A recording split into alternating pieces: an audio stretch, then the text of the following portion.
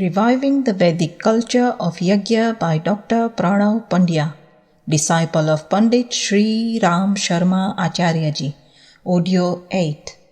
Refinement of the Sublime Environment by Yagya.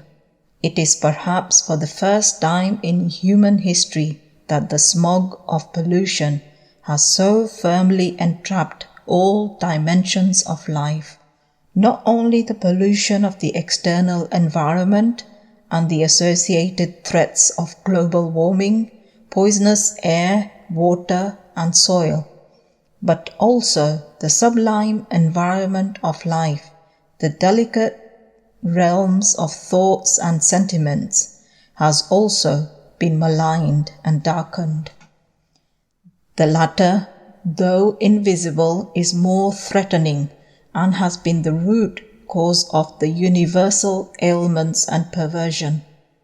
While the external environment encompasses air, water, and soil and other components of nature that are vital in physical expression and sustenance of living beings, the invisible flow of thought, waves, mental and emotional impulses, and subtle reactions and inscriptions of karma constitute the subliminal environment or ambience of life. The ambience created by consistent presence of constructive thinking, piety of moral conduct, and greater proportion of good and prudent people endowed with the ideals of humanity is naturally serene, soothing, and induces a sacred peace. On the contrary, as we might have experienced in one way or the other, these days the corruption of intentions and deeds, perversion of thinking, and the presence of people having such declining conduct and ignorance gives rise of some kind of restlessness, suffocation, and dullness in the ambience. The resultant effect of the attitude, thoughts, intrinsic nature, conduct, and actions of the people generates the ambience around them. The dominating nature of the latter influences the weaker ones and expands with greater intensity, which at the global level erects what is broadly known as the trends of the time or the characteristics of an era. The spiritually illumined flow of saintly sentiments, sagacious thoughts, and ethical trends of the people in the Vedic age had erected the divine era of Satyayug, the age of truth, on this earth. The devil's age of Kaliyug that we face today also has not dropped from the skies. Rather, it is a reflection of our own egotist, self-obsessive, narrow, cruel, passion-blinded, perverted thoughts and deeds. If the external environment and atmosphere is the body of the global being, the sublime environment or ambience in its mind or consciousness. The sickness and weakening of the body has roots in the mind. Unless the mental ailments and impurities are cleared, no measure could overcome the other pollution and adversities. Thus, purification of the subtle environment or global ambience, meaning Shukshma Vatavaran, appears to be the principal goal to be achieved towards universal remedy against the threat to the very existence of humanity and life on the earth. Whatever projects at global and local levels are being tried towards the cleaning the toxic air, water, etc. could continue, but it should be noted that purification of the Sukshma Vatavaran is more important. The spiritual acumen and clairvoyance of the rishis had realized this eternal fact ages ago and had therefore focused on the purity and illumination of the Sukshma Vatavaran, which ensured ideal environment on the gross fronts of life too. The flow of thoughts is more powerful than cyclones. It shapes the societies and global trends. This flow in the ambience at war times induces corresponding enthusiasm and interpret wave in everyone.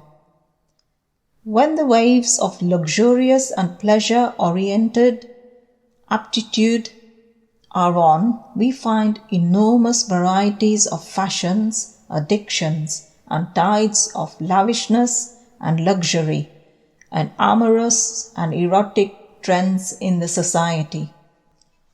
The impact of the global ambience today has shades of self-absorbing, narrow-minded, comfort-driven ideology and sensuous passions that have waned and shrouded the humane values and converted the human society into an assemble of mutually exploiting consumers and commodities. This is the hidden influence of the Sukshma Vatavaran that spreads in no time and grabs the wider and wider pools of the dormant, weak and unaware minds. The wave of communism triggered by influential thinkers and rulers of the USSR and Germany had gradually created an ambience in its support and molded the public interest accordingly. Their efforts were gross, mainly based on pressure, bribery, and propaganda. This is why, despite embracing over 1/3 of the world, their system could not succeed too long and faced disintegration and invasion of the free markets and consumerization. For deeper and viable impact, the sublime foundation of the ambience should also be firm, deep and far-reaching. The refinement of the Sukshma Vatavaran today demands such endeavors, but these cannot be achieved without spiritual means. Our rishis had recommended Yagya as an excellent spiritual mode for this purpose.